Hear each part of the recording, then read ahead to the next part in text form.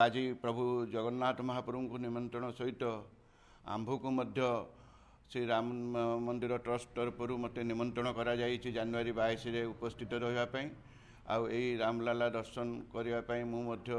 अतीत जाइली एवं आगामी दिन में जावाई बहुत इच्छुक अच्छी आ प्रभु जगन्नाथ दया करंतु एवं रामलाला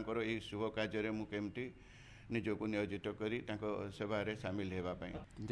निश्चिंत पक्षे प्रभु स्वयं प्रतिष्ठित एवं तांकरी यही दिव्य उत्सव आम सेवक हिसाब से पाखे समर्पित हबू एवं तांकर यही रामलालांकर जो बाना सारा विश्व विख्यात हम से आम रामलाला पाखे प्रार्थना करूँ। निश्चिंत पक्षे प्रभु जगन्नाथंकर सेवक हिसाब से एवं रामलालांकर ट्रस्ट तरफ मत निमंत्रित करा जाइथिबारु मु अत्यंत उत्सुक एवं